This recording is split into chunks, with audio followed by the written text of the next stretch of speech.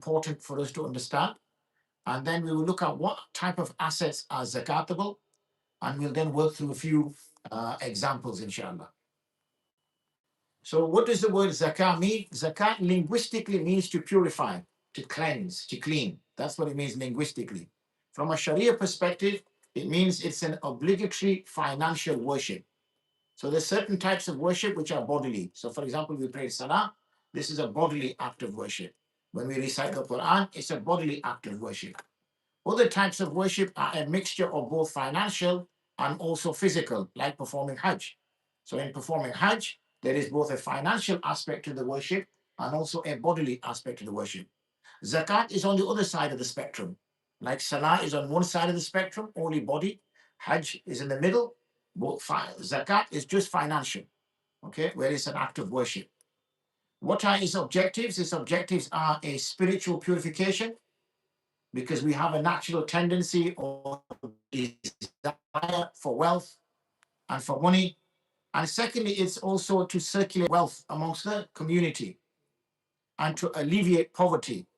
Allah subhanahu wa ta'ala mentions in the Quran, خُذْ مِنْ أَمْوَالِهِمْ صَدَقَةً تُطَهِّرُهُمْ وَتُزَكِّيهِمْ بِهَا, meaning take from them the zakat.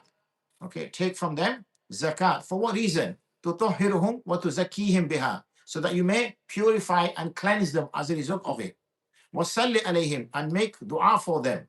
إِنَّ صَلَاتَكَ سَكَنٌ لَهُمْ, for indeed your salah is a contentment for them. Wallahu Sami'un Alim, and Allah subhanahu wa ta'ala is all hearing and all knowledgeable. Another ayat in which Allah subhanahu wa ta'ala mentions in Surah Baqarah, Ya ayyuhalladhina amanu anfiqu min tayyibati ma kasabtum, that spend from the good things that you have earned. وَمِمَّا أَخْرَجْنَا لَكُم مِّنَ الْأَرْضِ, and also from that which we have extracted for you from the earth. وَلَا تَيَمَّمُوا الْخَبِيثَ مِنْهُ تُنْفِقُونَ وَلَسْتُمْ بِآخِذِيهِ, and don't spend from the poor quality things that you have, which you yourself would not take, إِلَّا أَن تُغْمِضُوا فِيهِ, except that you would feel it, taking it begrudgingly or looking down.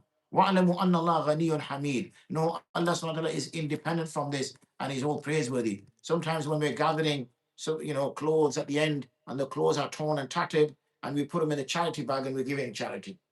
So those clothes that we don't want to wear ourselves, we place in the charity bags. But if we don't want to wear these ourselves, then are we giving charity, or we'll just get rid of our rubbish?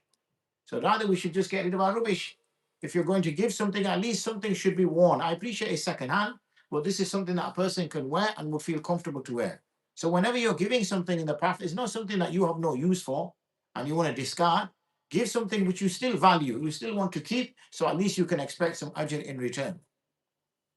What is the legal status of zakah? It is one of the 5 pillars, is mentioned. We know that in the Quran, over 30 times, zakat is mentioned with salah. Repeatedly, zakat is mentioned with salah. So like we shouldn't differentiate. So we're not told the reason why they're mentioned together is so we don't differentiate between the two of them. We don't say, okay, I'm going to pray salah, but I'm not going to give my zakat.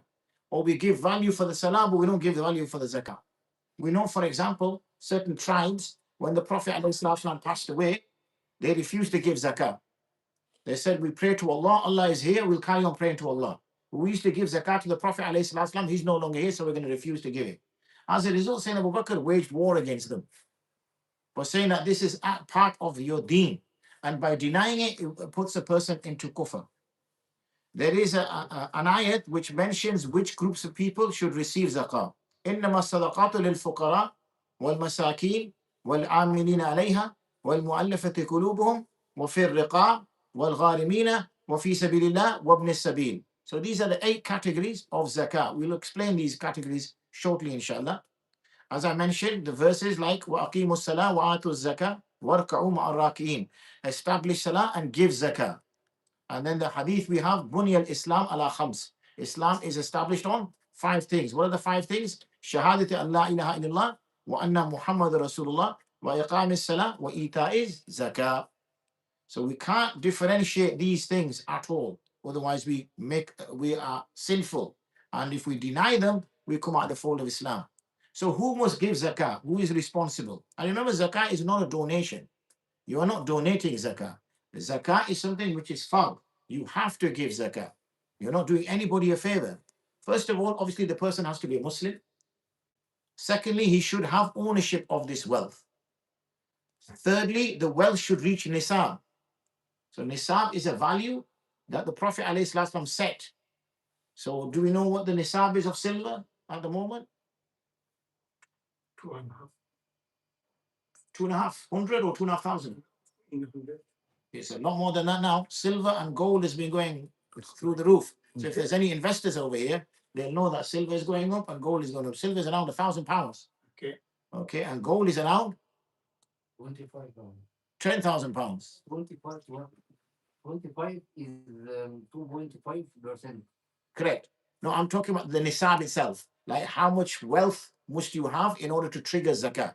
So the wealth that you have, how much wealth should you have to trigger zakat? So if you have nisab, which is around £1,000, then you have to give zakat. Then I will explain what percentage you take from there. A year has to have passed on it the first time round, and it should be in excess of one's basic needs. The gold value or the gold quantity which is given is 87.48 grams, and that gold equates to around £10,000. And the silver is 612.36 grams, which is around £1,000. We tend to go by the silver value. Why? Because it is closer to giving. We should be giving zakat rather than not giving zakat. So the ulama say that we should use the silver standard. What type of things does it apply to? It applies to cash. It applies to trade goods if you run a business. It applies to investments. It applies to livestock. It applies to all things which are considered as an asset. Some things you don't need to wait for a whole year to pass. So if a person is involved in farming, then you don't wait a year to pass. You give the zakat immediately once you have farmed the goods. On cash and savings, as our esteemed colleague at the back said, 2.5% of the total amount. On gold and silver, 2.5%. On any business assets, it's 2.5%. But if you are dealing with crops, it's 5% or 10% is the total that's given. Where do we look? We look in our savings account. We look in our current account, any foreign currency that we might have, any digital wallets. Obviously, nowadays people deal with digital currency. And the total value is you add all these up. All these, if there's any gold, there's any silver, anything like that, all is added up. And if there's any immediate debts, then you may deduct immediate debts, and then you take 2.5%. The best way to take 2.5% is to divide by 100 and times 2.5. Or if you know a quicker way, then use that one. Gold and silver, as I mentioned, is on all forms. So even women's jewelry, rings, obviously men don't wear gold or men don't wear silver, but women are wearing the jewelry. This could also be if you've got little gold bars inside your house. Who's got gold bars inside the house? I didn't think so. If you've got little gold bars inside your house, or if you've got other gold nuggets, anything, then all the total weight and 2.5% of that. When it comes to people who are businessmen or in trade, then they need to look at their inventory, any raw material that they have. Say you run a bakery. So when you run a bakery, you've got flour, you've got eggs, you've got all sorts of sugar and things like that. You make the total value of that and also the cash value, and anything which you've sent an invoice for and that invoice requires paying, you include that as well. You may take out short-term liabilities. So for example, your electric bill for the month or your gas bill for the month, they can be deducted. And that's what you do on business trade. When it comes to investments, say you have shares, stocks and shares, and the shares you have is for trading. So you're buying shares and you're selling shares. Okay, buying and selling shares. Then you find the full market value of the shares and you give 2.5% of that. If you have shares for a long term, okay, you have shares for a long term, your maqsad is not to buy and sell them. You want to keep them for 5 years, you want to keep it for 10 years, you want to keep it for 20 years, and all you're doing is drawing dividends from there. Then you will do zakat on the portionable amount of the stock, which is zakatable, like I explained to you if you own a bakery. When it comes to sukuk, okay, then this is what the sukuk is based upon. So this is like an Islamic bond. So whatever the sukuk is based upon. If you own property, which you rent out, then there is no zakat due on the property. Or any rent that you get, you will add that total rent, whatever is left over, to the rest of your assets and give zakat accordingly.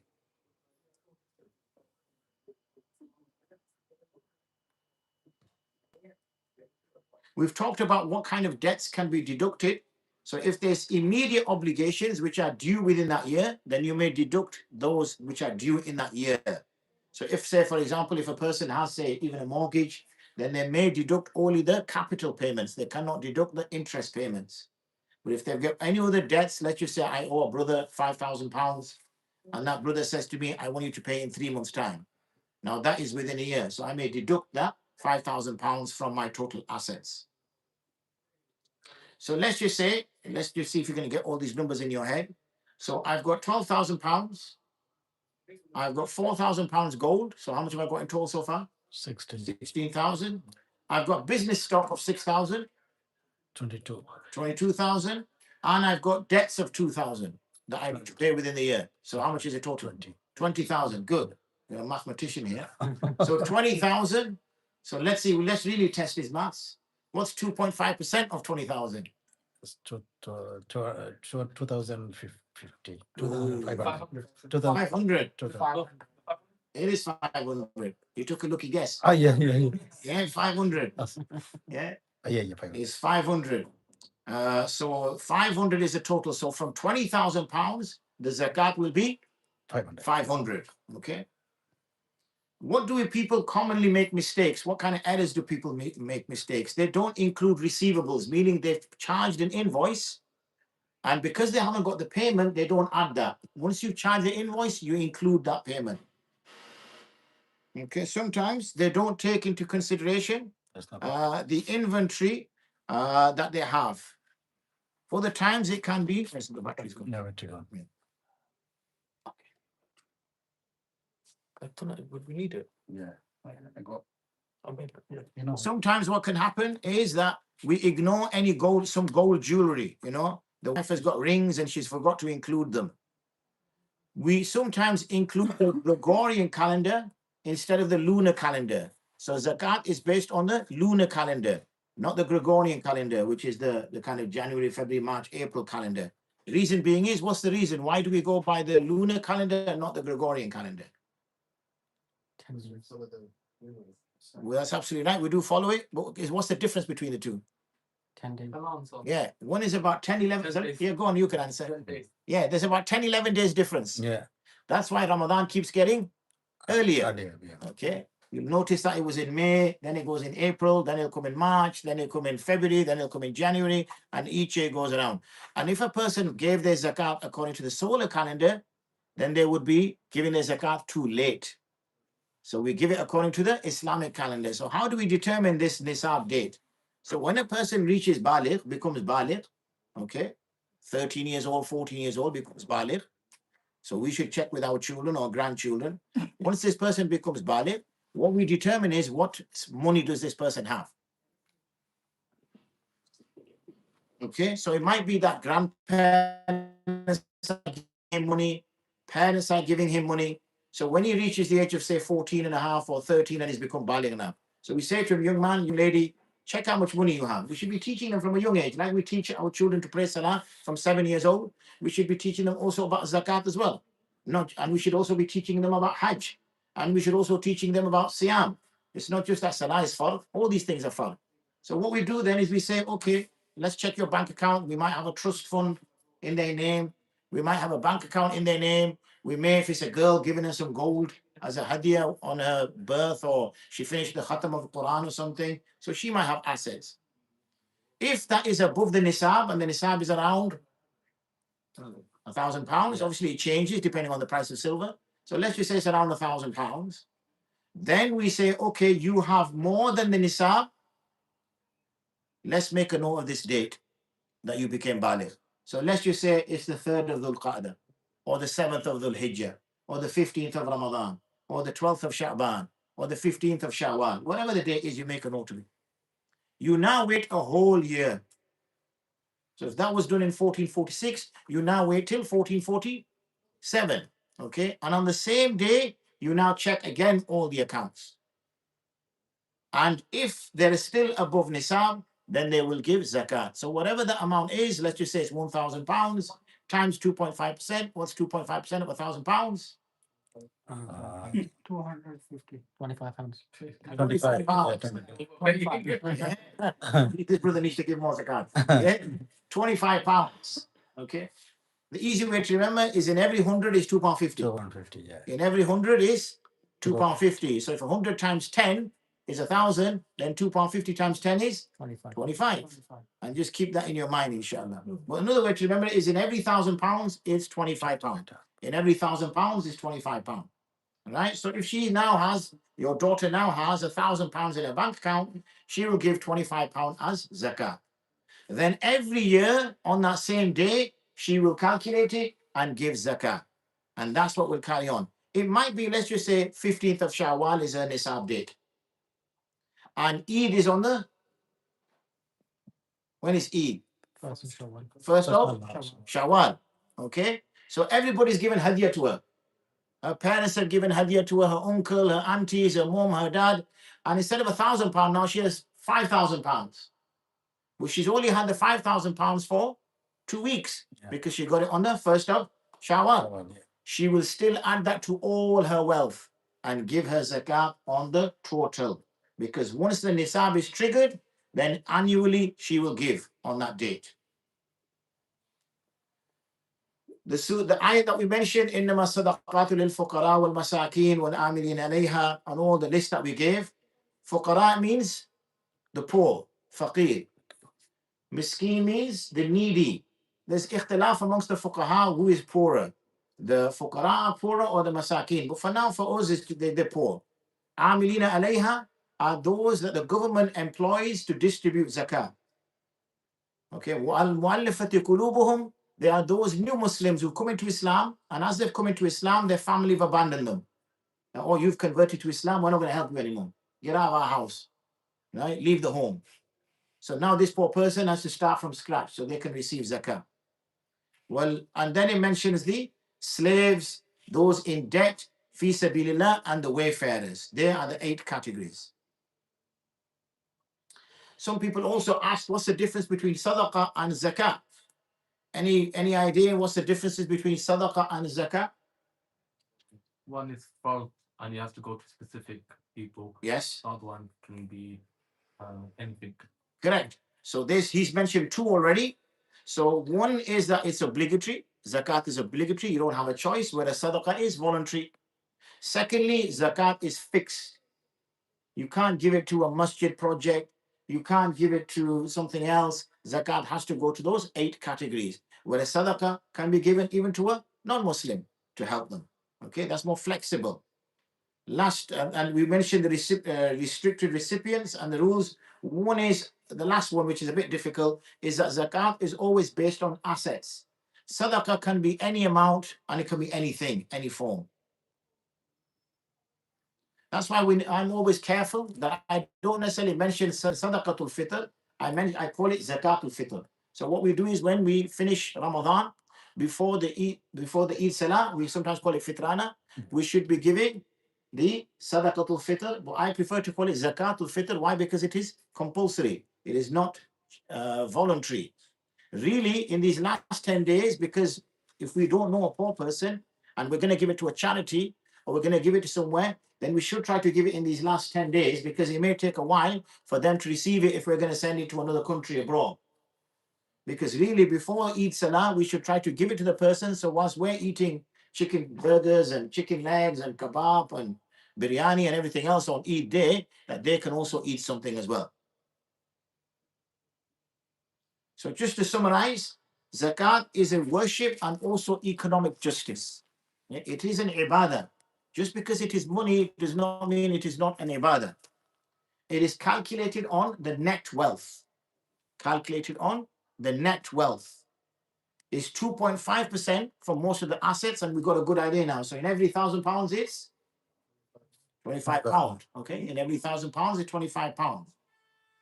It's a precise calculation. Do we all know our nisab dates? So I'm not going to ask you, put you on the spot. Would we all know our nisab dates?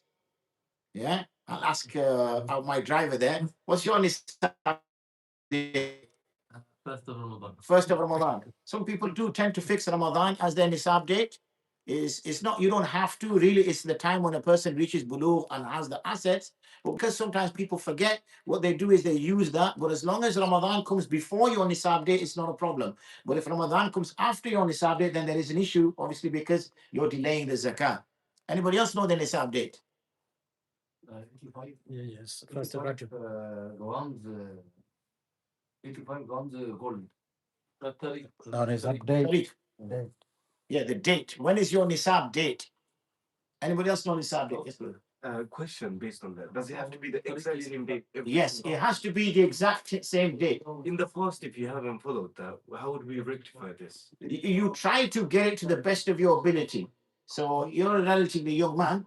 So Bulugh wasn't that far away for you. For somebody like me who has to kind of look into the books of history to remember the date. And it's somewhere sitting between the dinosaurs and when people decided to walk, you start using computers. So around that time. So it's not too far for you. So you could estimate to the best of your ability. And then you would obviously relay that to a Gregorian date. From the Gregorian date to an Islamic date, and then work accordingly. Otherwise, if you can't remember it exactly, then you just have to select a day and hope for the best. And then, Usually first of Ramadan. yeah, and then you fix that. People do say Ramadan, but really it's not necessary. The time really is when it is your nisab day. It's like saying, I'm going to perform Maghrib Salah now because Maghrib Salah is a good Salah. But no, we perform Maghrib Salah at the time of Maghrib. So similarly, we give zakat at the time it is due, which is on our nisab date. But for people who do forget, the ulama say, okay, you can use maybe a date in Ramadan because that helps a person remember. Okay. Anybody else remember nisab date, or that's it? Can we move on? Can I ask one question? Of course you can. Yeah. Okay. So, we like to know about, everyone should know about, and sure everyone should listen about these things. The most important things, we are always give zakat to people helping, right? So we have right to get zakat from you, is your own poor people, or you can give any to anyone to anyone.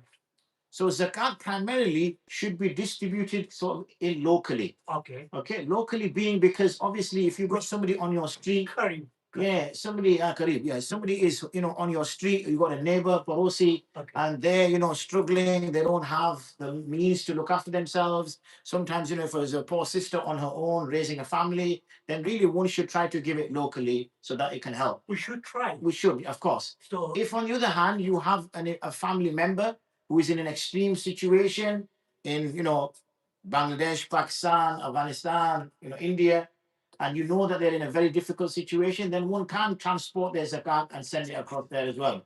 Thirdly, if there's a dire need, like we hear sometimes in Gaza, in Syria, or in some other country where there's a dire need, or there's a flood, or there's a disaster, and people are in desperate need of food, then that's the third group of people we can send it to. So really, in the order, it should be local. It can be a family member who's not local, and it can be anybody who is in extreme difficulty due to some hardship. it's very nice answer. Thank you. Correct. Jazakallahu khair. Just off the back of his question, family members, are we permitted to some and not others? For example, if someone is our dependent, are we permitted to give them zakat? Good question, mashallah. A dependent you can't give zakat to because they have a right over you anyway. So, for example, your children are our dependents. So, from a Sharia perspective, we are responsible for nafaqah for them anyway.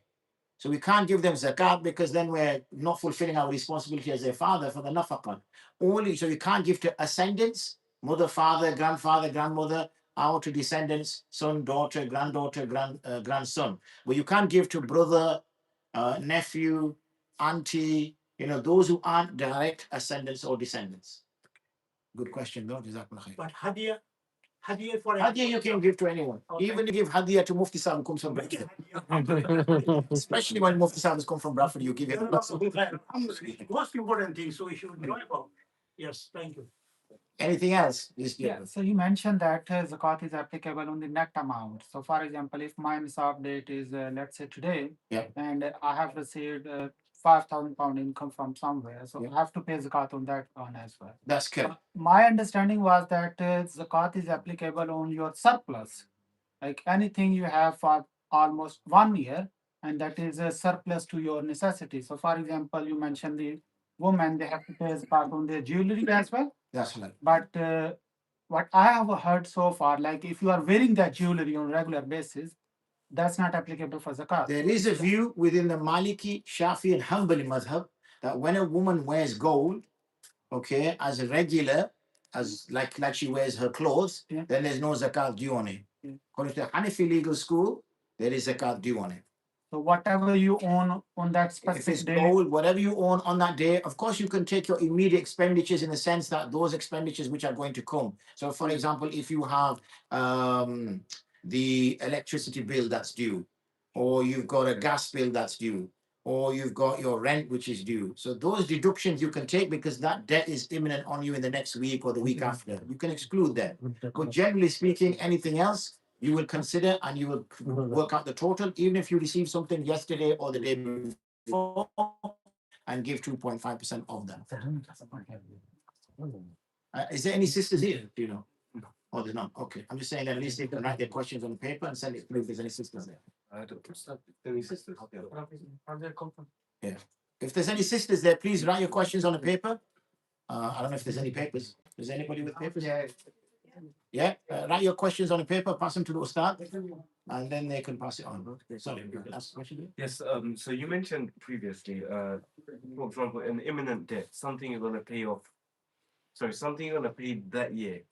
Maybe you can withhold zakat on it or something like that. Yeah. So, for example, if you got a debt due Yeah. in the year, so let's just say I owe you £5,000, right? So that is a debt that is due, okay? And therefore, you tell me, Mufti, make sure you pay me in the next 2-3 months, please, right? Because I need it. So I know I have to pay you this debt, right? So I can deduct that debt from my assets before I calculate the zakat. But if you say to me, it's okay, pay me when you want, I'm not bothered, and I don't make intention to give you this year, then I shouldn't deduct it, okay? According to other madhahib, they say don't deduct it. Reason being is that if you look in the times gone by, the Muslims used to earn maybe twice in a year. So if you were a farmer, then you harvested crop maybe once a year. You know, your wheat came once a year. Your dates came once a year. Sometimes a crop can be harvested twice a year. So you only earned twice in a year. If you were a tradesman and you traveled to Yemen or traveled to Sham, you might travel also twice a year. We obviously earn monthly. So for us, really, should we be removing debts? So that's why it's encouraged not to. But if a person does, there'll be no sin upon him if he did that. Just so based on what I mentioned, let's say a person knows they're getting married at the end of the year, or even they're going Hajj, Yeah, for instance, they should still pay zakat. they have to because it's not a debt. Perfect. And it could be that they could die tomorrow. And if they die tomorrow, they never went for Hajj. And if they die tomorrow, they never got married and they didn't give zakat on it. And therefore, they're sinful. Okay, it's like me saying, okay, there's a certain act of worship coming. Should I prepare for that or not? So it's best to understand it from that way. So I have a quick question, sorry if you don't mind. So if someone, let's say, his zakat date is Rabiul Awwal, and he doesn't know, and so obviously the prices fluctuate, like gold and something like that, but he's giving zakat in Ramadan. So in that situation, what would we like? Because So he should use Rabiul Awwal as his. he doesn't know that. Let's say he. But then if he doesn't know, Mhm. then he wouldn't know. And Allah subhanahu wa ta'ala won't hold him accountable for something he did not know. So if he does know, he thinks, you know what, I think it's in Rabiul Awwal, but I'll just give it in Ramadan anyway. Okay. Then he needs to he needs to give it earlier. Okay. Otherwise, he should give it in Rabiul Awwal and then give it again in Ramadan. So a brother rang me yesterday, the day before, and he said he wants to move his, he goes, I can't remember what my nisab date was, but I fixed Ramadan because it was easy to remember. Now I want to remove it from Ramadan and put it back to the other day. So I said, okay, what you need to do is give zakat in Ramadan and then give it again in Dhul Qa'dah, right? And then next year give it in Dhul Qa'dah. So kind of cheating by kind of moving the date backwards and then saying, oh, I'm going to move the date, and then, oh, I'm going to move the date, and you just keep moving the date. So give it on that day and then give it again within the same year on the other one, and now you can change your nisab date. You got another question? Yeah. Bismillah, fire away. Bismillah. So I have it's two separate ones. Yeah. One is if for instance you gave out money on lend to people and come zakat time, you didn't have enough to pay that zakat. do you just delay the zakat that you're going to pay for when you have the money? Okay, so if say you've got £20,000 and you were being a very nice and helpful person, gave that 20,000 to different people to help them, you've now got nothing, right, in your own hand, a few £100. So you can still calculate. Obviously, you have that's your mal. That 20 grand is yours. It's not theirs. So you would give zakat on that 20 grand. And what was the number that we came up with? 500. Yeah. Okay, so £500 is due, but you've only got £200, right? So you only got £200 on you. So now you owe 500 on zakat. So you can either give it from that 200 and wait till you get another 300 and then you give it there, or you can wait until you get 500 and give it. So you can delay your zakat. It's not a good idea. You should write it down somewhere in case death comes to you. But you're permitted to delay until that is settled. And the second, Or you can go to the people that owe you money and say, can I have £200 each from you because I need to settle something? okay, stop. Man. And the second question? The second part is, let's say you've paid your zakat for the year. Next first of Ramadan, you have to pay your zakat again. But in between that time, something happens, like we mentioned, that family members die in need. Can you give your zakat in advance? You can. So for example, let's just say it is 6 months before Ramadan, right? And somebody comes to you and they're in a very difficult situation and you think, I want to give this brother my zakat. You then say, well, okay, I've got 15 grand in my bank account. By Ramadan, I think I'll have 20 grand because you know roughly how much you put away every month. So you think roughly I'll have 20 grand in Ramadan. So you work out your zakat accordingly. And what's the zakat on 20 grand? 500. 500. At the end of this, right? It's £500 I'm going to give. So this brother, I'm going to give £300 to. So you give him £300. You wait now and your nisab date comes and you've actually got 25 grand. Not 20 grand. Mashallah, you worked overtime, did some Uber, right? You got more money now. So now you know you've got to make up that difference of that 5 grand because you only did your zakat on 20 grand. On the other hand, you could end up having less money because your car broke down and you have to repair your car and that costs you £1,000. So you've actually only got 18 grand now in your bank account. Well, you give zakat according to 20 grand, which means now you have that 20, that extra bit surplus, so you can pass that on to the following year. So yes, you can give zakat early in the show. So, like you said, that zakat is applicable on the net amount. So, what I have seen back in Pakistan is like when the zakat is due, people before that they do some sort of expenses. So then the net amount goes down.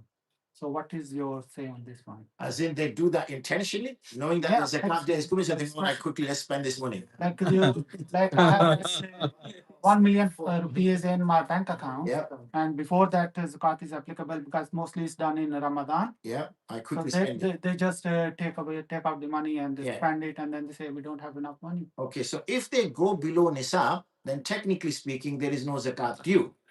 Obviously, if they're trying to avoid the law of Allah, Like they are having that money for the whole year, yeah, and just before that specific what do they do? day, Spend just it. yeah, do they take it out or do they spend it? they just spend it. Like, Yeah. whatever reason. Yeah, so technically, if they go below nisab, they don't give zakat. However, if they're trying to play with the law of Allah, then Allah will decide what He does with them. Because He they are knows. playing Yeah, with but that's between them and between. But as a mufti, if somebody comes up to me and says that I was above nisab and the day before I spent all my money, do I need to give zakat? Then we would say no, because on your nisab day you didn't have money.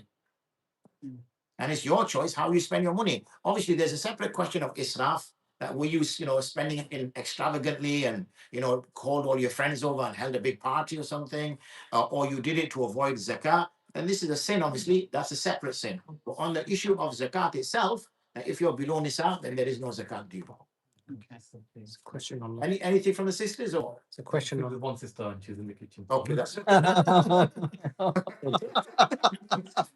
cut that bit out. There's one question Can I here. ask about the Amilin Alega? Yes, You said it's the government that Yeah. puts them. yes. There is a Our government. no, so there is a contemporary big debate on this. Mm. So because it says Huzmin Amwalihim, take from their wealth. Now the only people who've been given authority to take our wealth is if we had a sultan or a khalifa or some Amir al-Mu'mineen whose responsibility is to make sure that we pray salah, make sure that we fast, make sure that masjids get built, and make sure that zakat is taken and distributed. So in our home countries or where our forefathers were from or grandfathers were from, then in those countries, obviously, there are systems where zakat is taken. Sometimes it's taken from your bank account directly. Sometimes it's taken from your wages. Sometimes, there's different methodologies that are used. So in those cases, yes. If, say, for example, brother mentioned Pakistan. So say Pakistan wants to collect and distribute zakat. It's called the Islamic Republic of Pakistan. So it's got the word Islam in their name. So they say what we'll do is they can assign employees, government employees, that will go and collect zakat and distribute zakat. So the government can pay those employees using zakat. Yeah, shar'an. Now we come to this Is country. there a percentage they can take up to your? They can take up to 12.5% because it's 100 divided by 8 is, as you know yourself, 12.5%, Mr. Mathematician. So it'll be up to 12.5%. Now we come to the UK. UK does not have an Amir al-Mu'mineen. Okay, it doesn't have a Khilafah. It doesn't have a Sultan. It doesn't have a Muslim leader. Okay, we're in a non-Muslim land. We're not in Darul Islam. So in this case, obviously, nobody can take that authority. We can encourage it, but no one can say that I'm going to take your zakat from you, brother. You're going to say, why are you taking my zakat from me? See, you have no authority. You have no wilaya over me. All right. So in this case, that's why some charities want to bring that about. Some charities in England, charities in America, charities in Canada, charities in Europe say, we want to pay our staff members from the Amilina Alayha section because they are also collecting zakat and they're also distributing zakat. But the more traditional scholars will say, no, you can't do that because this requires imamat. And you don't have imamat and you do not have wilayat. So you can't do that because you are just doing a fardhi kifaya. This is not fardhi ayn on you. If you were a government, then it's fardhi ayn on you. But because you're just a charity, you're trying to help. And also, unfortunately, even though there's some justification for it from a fiqh basis, it opens up fraud. So you see, I can start a charity. Right? I'll start a charity, I collect 200 grand and I give myself 100 grand wage. Right? Because I'm Amilin Alayha. I'm collecting and distributing zakat. So it opens it up to this fraudulent behavior. So it's a bit risky. So there is a group of ulama that say yani charities can be Amilin Alayha. They can use it because they're doing the responsibility of the government because in the UK, there is no Islamic government. So therefore, charities have to fulfill that role. Like there is no, for the Hilal, if you are in Bangladesh or Pakistan or India, then there is the country determines when it's Hilal. If you're from Morocco, for example, the government will say when it's Ramadan. In the UK, our King Charles is not going to tell us when Ramadan starts, right? So Keir Starmer is not going to tell us when Ramadan starts. So we have to go to our ulama. So the ulama fulfill that role, but we're not obligated to follow. And that's why we have so many people following different things. We've got Saudi followers, we've got local followers, we've got Morocco followers, we've got, KFC followers. We have different positions. But if there was an imara in the UK, then they would say, this is our signing, everybody has to follow it. And they would have wilaya, you'd have to follow it. And that's the difference. Okay. Barakallah feek. Question. In spot method you mentioned, does the new wealth you gain halfway through the year have to be kept for a year before you pay zakat on it? No. Once the nisab is triggered, then any new of the same asset which is added to it, you will work out the zakat on the spot date. So that does not matter. Say, for example, I get a new asset. I suddenly go into sheep farming. So I've got a nisab date for my money. Say I got that when I was 15 years old. My father gave me £1,000. Alhamdulillah, I waited a year and I've been given zakat accordingly to that date up until this day now. But now I decided this year I'm going to go into sheep farming. So I buy lots of sheep. I will have a separate nisab date for my sheep because it's a different asset type. So I have to wait a year to pass on the sheep. But any money I get, I just keep adding to it because I've already triggered the nisab asset of money, gold, silver. So that's a distinction. So no matter, even if a day before, a month before, 6 months before, you add it to the total and you work it out. So gold, silver, money is one pot. Gold, silver, money, and now, electronic money, whether it's, cryptocurrency or, digitalized assets, whatever, all of them are being put under the broad concept of money. When going back to find your Islamic date, do you use local citing or Depends which you follow already. So if you follow local citing, then you will go find the local citing date. If you follow Saudiya, then you'll go find the Saudiya date. last question was Which you'll find in the Qura calendar, so that'll be easy. How does zakat work with pension schemes currently working and money occurring in pensions? Yeah, so most general pension schemes are those which you contribute towards. Okay, the kind of final scheme salaries have got, final salary schemes have gone. So when you're contributing towards those, then you have to work out where that pension is being invested in. So the pension is like an investment. So you see where that pension is invested. Is it invested in stocks? Is it invested in gold? Is it invested in property? And depending on that type of asset, you work all that out and then you give zakat accordingly. So yes, on a pension, you give your zakat, working out the zakatable assets from there. Alhamdulillah, I think we've dealt with most questions. So if there's no more, we can bring the session to a close. Jazakumullah khairan wa akhiru da'wana. Alhamdulillah Rabbil Alameen. Assalamu alaikum wa rahmatullahi